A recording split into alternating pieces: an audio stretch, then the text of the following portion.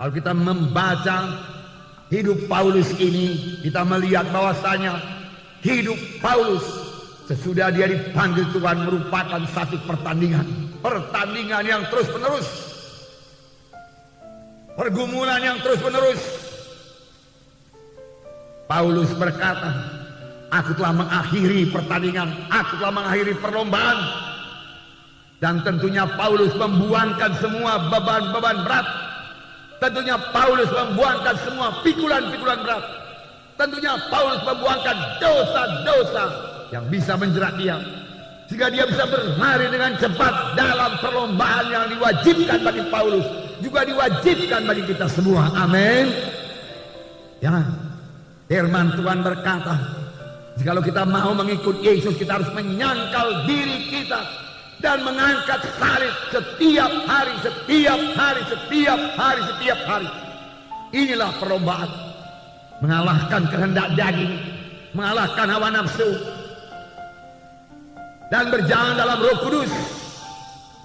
Paulus berkata dalam 1 Korintus 9 ayat 27, kesaksian Paulus, dia terus menyangkal dirinya, karena dia berkata, aku masih bisa terbuang, tetapi aku melatih tubuhku dan menguasainya seluruhnya, supaya sesudah memberitakan Injil kepada orang lain, jangan aku sendiri ditolak.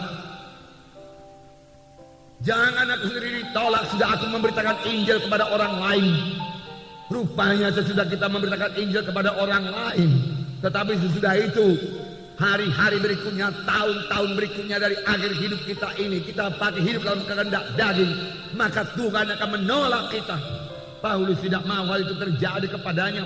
Oleh sebab itu dia berkata, aku melatih tubuhku tunduk kepada Roh Kudus, dan aku menguasainya sepenuhnya. Kehendak dagingku tidak menguasai aku.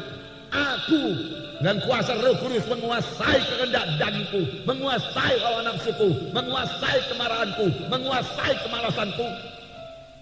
Jika aku boleh berlari dalam panggilan Tuhan dalam hidupku dan sampai kepada maksud Tuhan.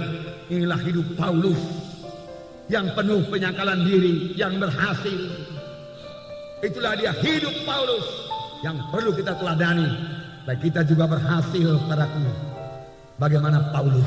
Tidak ada yang mustahil, karena Roh Kudus yang ada pada Paulus adalah Roh Kudus yang ada pada kita sekarang ini. Amin, saudara. Mari kita teladani hidup Paulus ini. Mari kita teladani hidup Paulus. Amin. Haleluya. Mari kita membaca dalam Kisah Para Rasul 20 ayat 17 sampai 31. Inilah hidup Paulus, inilah hidup pelayanan Paulus. Pertama sekali dia katakan, dengan segala rendah hati aku melayani Tuhan. Dalam pelayanan itu aku banyak mencucurkan air mata, banyak mengalami pencobaan dari orang Yahudi yang mau membunuh aku. Paulus banyak mencucurkan air mata. Dan juga dikatakan Paulus melayani dengan segala kerendahan hati. Paulus rendah hati. Luar biasa wahyu yang telah diterima oleh Paulus. Pada jalan ke Damsyik dia bertemu dengan Yesus, mendengar suara Yesus. Kita sudah melihat dalam Kisah Rasul yang lalu. Saya yakin itu terjadi pada waktu Paulus dilempari dengan batu. Paulus diangkat ke sorga dan mendengar pembicaraan yang tidak layak didengarkan oleh manusia. Paulus menerima ilham yang luar biasa daripada Tuhan. Paulus mengenal Tuhan Yesus. Paulus mengenal kehendak Tuhan dalam hidupnya. Paulus melayani dalam satu pelayanan yang sangat berkuasa, penuh dengan tanda ajaib mujizat. Bahkan dikatakan kain-kain atau sabut tangan yang pernah dipakai oleh Paulus lalu dibawa kepada orang sakit, diletakkan atas orang sakit, lalu orang itu sembuh. Meskipun demikian, besarnya wahyu urapan yang dimiliki oleh Paulus, Paulus tetap rendah hati, bakal lembut hati. Dengan segala kerendahan hati aku melayani kamu, dengan banyak mencucurkan air mata aku melayani kamu. Sungguh-sungguh Paulus meniru Tuhan Yesus. Tuhan sendiri berkata, belajarlah kepadaku karena aku rendah hati. Karena aku lembut hati dan rendah hati, maka engkau akan mendapat sentosa bagi jiwamu. Rendah hati. Rendah hati tidak sama dengan rendah diri. Rendah diri atau dikatakan oleh orang dunia ini minder, dia katakan merasa diri tidak layak, merasa diri lemah, merasa diri tidak sanggup. Itu bukan daripada Tuhan, dan itu bukan rendah hati. Itu rendah diri yang menyebabkan kita tidak bisa dipakai Tuhan. Kalau kita tidak mau keluar dari perasaan rendah diri kita tersebut. Tapi saya percaya Roh Kudus, firman Tuhan yang hidup, yang diurapi oleh Roh Kudus, bisa mengubahkan kita yang merasa rendah diri ini menjadi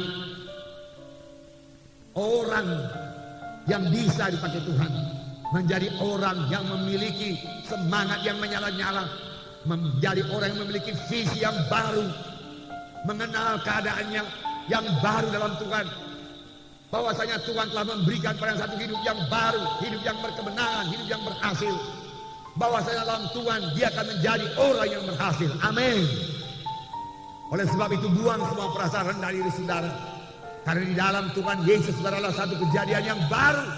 Perkara lama lenyap, termasuk perasaan rendah diri, perasaan tidak berharga, perasaan lemah-lemah, perasaan pelimplang, dibuangkan oleh Roh Kudus dan terima satu kejadian baru daripada Tuhan yang membuat saudara hidup berkemenangan dalam dunia ini dan boleh mengerjakan pekerjaan Tuhan. Amin. Puji Tuhan. Roh Kudus mau mengubahkan kita, saudaraku.